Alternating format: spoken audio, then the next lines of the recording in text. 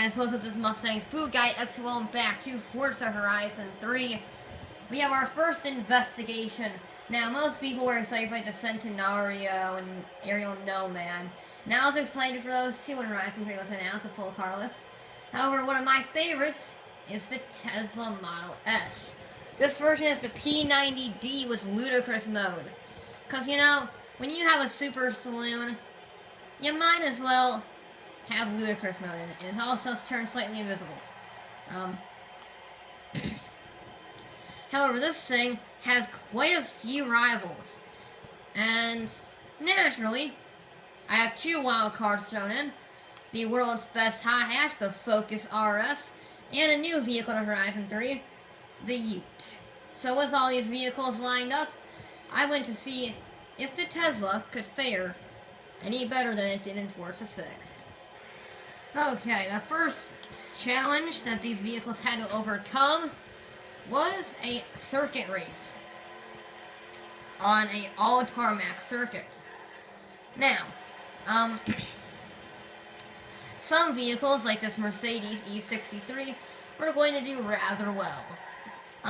Four-wheel drive, lots of horsepower, relatively lightweight, pretty good through the corners, not very much four-wheel drive understeer, which is pretty nice. You still get it sliding if you're a moron with it, or if you just don't care because you've already done all the lap times. And yeah, there's no real problems with this, with the Mercedes E63 AMG. Now, the vehicle I did expect to see struggling was the Dodge Charger Hellcat, because it has 700 horsepower, weighs almost 2.5 tons, and it's rear-wheel drive. Not the best combination, and I thought this is going to be completely undrivable. And surprisingly, it actually didn't do too bad. Sure, it was a little harder to control than the E63 or the Tesla or the Volvo. However, as you see here, you can still get some clean lap times relatively easily. Not very happy about it, but you can get clean lap times with it. And that was a trend I saw among the other vehicles, such as the BMW M5 or the Cadillac CT-SV, which have a fair amount of horsepower and are still rear-wheel drive. They were all able to set pretty darn good lap times despite the many horsepowers going to the rear wheels. So that was quite impressive for me. Okay, and now on to the first chart. We have in first place on the on-road racing circuit, we have the Tesla Model S with a 53.854. Very impressive from that. 700 electric horsepower going to four wheels. Pretty darn good. Second place is a surprise, the wild card in the Focus RS. Only 315 horsepower, but it is four-wheel drive and a good 1,000 pounds lighter than these things, so it does make it very fast, as it does a 54.221 around the circuit. Third is a Cadillac CT-SV. Not as much horsepower as the Charger, but it still gets a little bit of wheel spin, but it is very controllable. Fourth is a bit of a surprise with the BMW M5. I was not expecting the M5 to do so well because it's 2012, most things are 2014, 2015, 2016 even for these vehicles.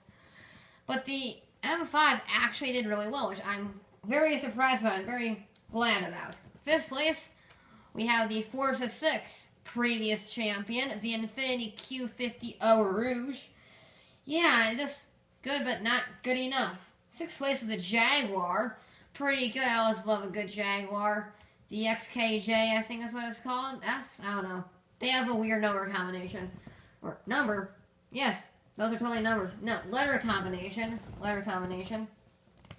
So, I don't know, but it's pretty good. Pretty good lap time in sixth place. Seventh place is the oldest car here, the Lexus ISF. Very surprised Zach got even in the top 10, considering it's from 2009. So, very good showing on that. Ninth place is the Charger Hellcat. Lots of horsepower, very little control, but if you can get a clean lap, it is very fast. 10th place is the Maserati 4-wheel drive, but it is lacking speed around the corners and in the straightaways. But it does have good acceleration, getting into the top 10. 11th place is the Ford Falcon GT 351.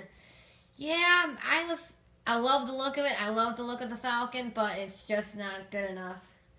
12th place is the Chevy SS. Another very good handling vehicle, but is also lacking some power. In 13th place, hang on a second. In 13th place, we have the Holden HSV Maloo. Another wild card that I put in for the Utes, because why not? Okay. 14th place is the Chrysler 300 SRT. I love it. It's crazy, but it is heavy and it's not very fast. And in last place, the only B-class car on this list, the Volvo S60 Polestar. 4-wheel drive, couple hundred horsepower. It's just not good enough. It just really can't compete in this field, but I decided to include it to see if it stood a hope. And sadly, it did not, with a time of 57.758.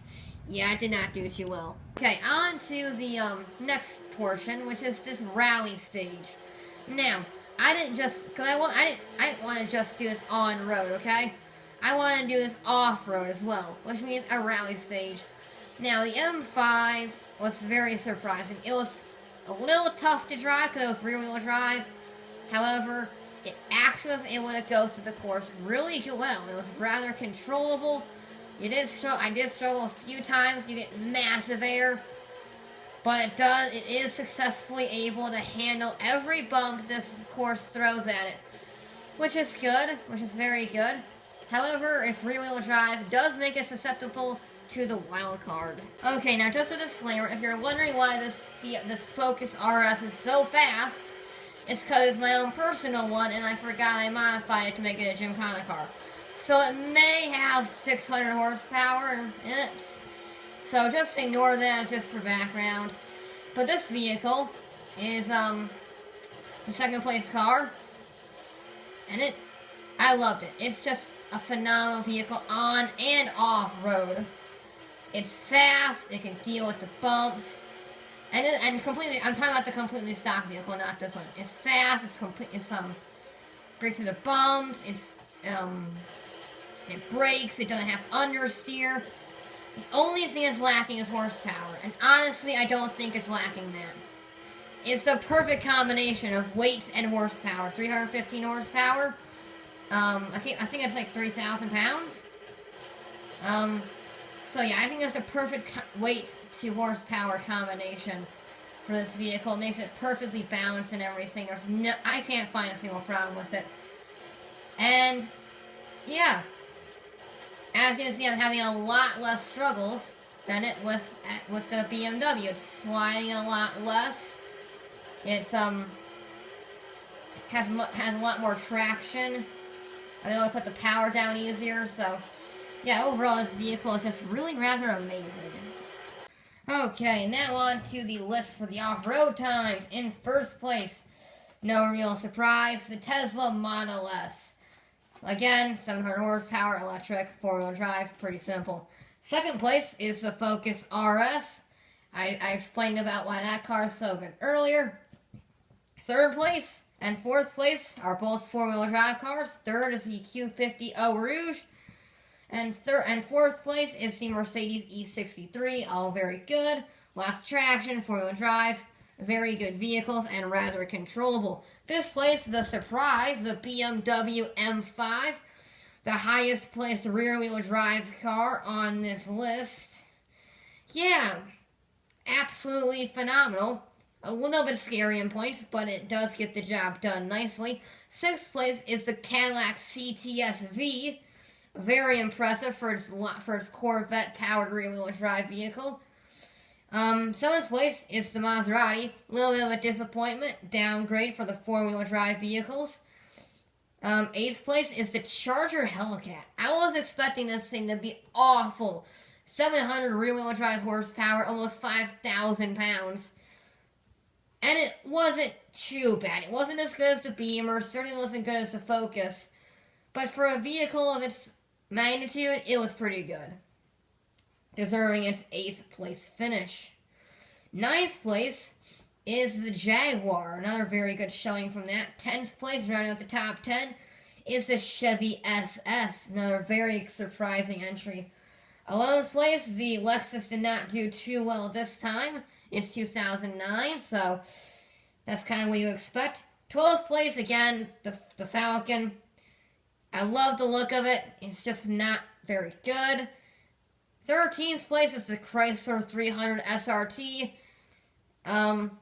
which does manage to beat out the 4-wheel drive Volvo S60. And at the very bottom is the Holden Maloo. It's a phenomenal ute. However, rear-wheel drive, heavy ute. Does not like going over this type of terrain, for obvious reasons. Next up is the Speed. We start here. You rev the nuts off it, and then we do for most of these vehicles, you do a burnout. And then we go all the way down to the speed trap to see what speed we will hit. And it's based on what we get on the speed trap is what we will get here. So, naturally, the Cadillac would be rather good at this. Corvette powered. A couple 100 horsepower. I think it's like 600? I honestly don't know. 171. And it has a good enough brakes to slow down before the end of the runway, which some vehicles absolutely cannot do, but this thing pretty much built for speed. Okay, I decided to pick the Q50 Over for the next filming one. As you can see, no wheel spin, not the best launch, but it is a little bit better than the Cadillac because of its 4-wheel drive. However, it does not have as much power, and therefore it will not go quite as fast. But it still does go, well, really fast. Not as fast as the Cadillac or the Charger, but we're still going 168 miles an hour, which is, pretty impressive. Pretty impressive, and it does get stopped before the line, so yeah, definitely a very good vehicle, although not quite as good as the Corvette powered Cadillac. Okay, and for the top speeds, the fastest goes as followed, without a doubt, the Charger Hellcat, 200 mile an hour plus vehicle, not very surprising. Second place, again, 200 plus mile an hour vehicle, Cadillac CTSV. Both of them, coincidentally, are rear-wheel drive, so that's saying something, which is pretty impressive considering they're not so great launches. Third place is the first 4-wheel drive car, the Mercedes-Benz E63. Yeah, fastest 4-wheel drive car, 171 miles an hour. 6 miles an hour down on the Hellcat. So, fourth place, again, a surprise, the BMW M5, which has been pulling everything out of the bag so far. Fifth place is the Q50 Over, which we saw previous. Sixth place is the Tesla, let down by the fact that it only has one gear because it's electric. It's built for acceleration, faster than lightning. So, yeah, that's all it's built for pretty much, and it's pretty good at turning too. But not so good in a straight line. Seventh place is the Jaguar. Eighth place, the Maloo came on strong from its off-roading performance. Ninth place is the Chevy SS, considering it's pretty down on power. That's pretty good. Same thing with the ISF in 10th place, because, well, it's rather old. 11th place will go to the 300 SRT. That is the one thing it's really good at, going in a straight line fast. 12th place, again, it's always been down on power. The Maserati has not been doing very well in a straight line. 13th, same thing as the Falcon. 14th is the Focus, mainly because it only has 315 horsepower, which lets it down. And in last place, once again, the Volvo S60, just not compatible at all. And now we move on to the final mode of the final challenge for these vehicles, which was to complete this danger sign. You parked up here, you kind of revved it because it's an electric car, you floored it as fast as possible towards this danger sign, And then you try to go as far as possible.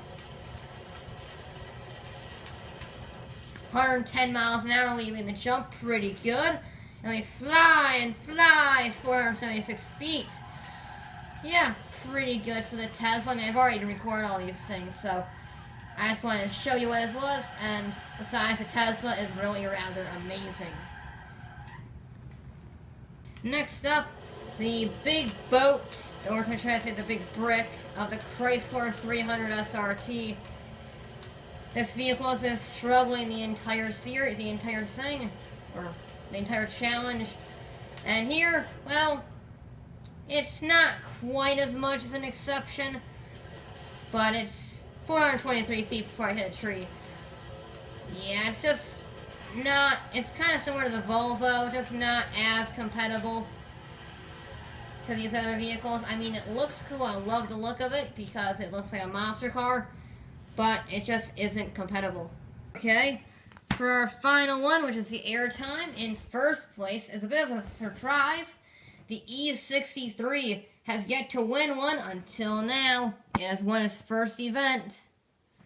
So that's pretty good on that front. Second place is the Tesla. Very well throughout the entire thing, and this proves that point.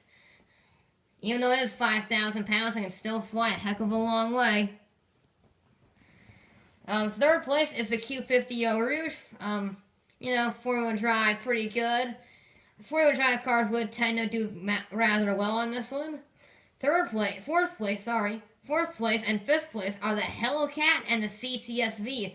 Sometimes power is better than drivetrain, that's for sure, and this proves that they were able to go faster than the M5, which is in 6th, the Maserati four-wheel drive car in 7th, the Focus, which is down on power, in 8th, the Jaguar in 9th, the Chevy SS in 10th, the 300 SRT, a little bit of a brick, in 11th. 12th was the Maloo, kind of forgotten vehicle, but still rather okay. The Lexus fell down a little bit again. The Falcon just wasn't really good enough, and the S60 once again dead last. And now for the final results of the first Forza Horizon 3 Showdown. In first place, you have the Tesla Model S P90D with 55 points. Yeah, just very good in everything except the speed, and it still did okay in that. Just really very good vehicle. Second place, the Mercedes E63 AMG, 50 points. Yeah, another rather good vehicle. Third place, Infiniti Q50 Over. The previous victor gets dropped down to third, 1 point behind the E63 at 49 points. Yeah, it was very good. Still third place is a bronze, but it just is not as competitive as it was in 6. Fourth place was the Cadillac CTSV, being very impressive in all categories, considering it has a Corvette rear-wheel drive sedan. Fifth place, even more surprising to all the categories, is the BMW M5, 46 points. Yeah, it didn't win anything, but it sure did really good in a lot of the events. Sixth place is the Dodge Charger Hellcat, 43 points. Yeah, it wasn't as easy to drive, but it was able to get some good laps in, some good speed, some good airtime, stuff like that. Seventh place, the Focus RS. Phenomenal on and off-road tracks. However, it does get let down by its lack of speed, and its lack of power. Eighth place, Jaguar. Okay car, but just not really competitive in this field. Same thing with the Maserati with 32 points. The Jag has 35, by the way, sorry. So the Gibble, not as good as the other four-wheel drive cars, just can't keep up. 10th place, the Lexus ISF with 28 points. Just too old. It's getting old now. It's 7 years old now, so not as good as the other vehicles. 11th place, Chevy SS. Does lack power, just lacks straight line speed and power. Good through the corners, but isn't fast enough. 12th place, the Chrysler 300 SRT with 21 points. It's just a brick. That's all I can say about it. 13th place is the HSV Honolulu with 20 points. Terrible on dirt. Good off-road, good speed, okay flights. Just gets absolutely ruined by his off-road time. 14th place is the Ford Falcon GTF 351 with 19 points. I love the look of it, but it's just not good enough. 5th and finally in last place with a whopping 7 points. The Volvo coming in last, second to last, and last. I love the Volvo, but it just isn't good enough. So the Tesla Model S took victory in this one. Not very surprising. I love the car a bit. I've had the honor to ride in one. And if they got their batteries lasting longer, I would buy one like that as soon as I could. But anyway guys, that's it for this episode of Forza Horizon 3. I'll be back with more